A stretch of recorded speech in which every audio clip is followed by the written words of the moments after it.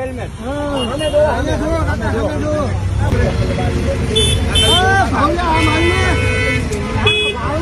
મને ત્રાસદાયક છે.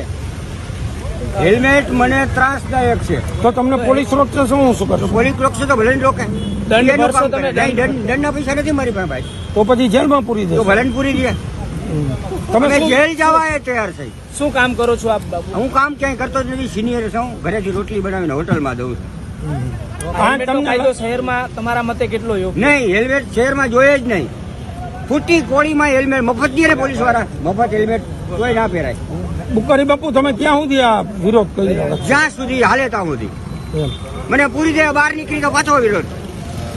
હું જામીન ઉપર છૂટી જાય પાછો વિરોધ. આ વિરોધ ચાલુ જ રહે.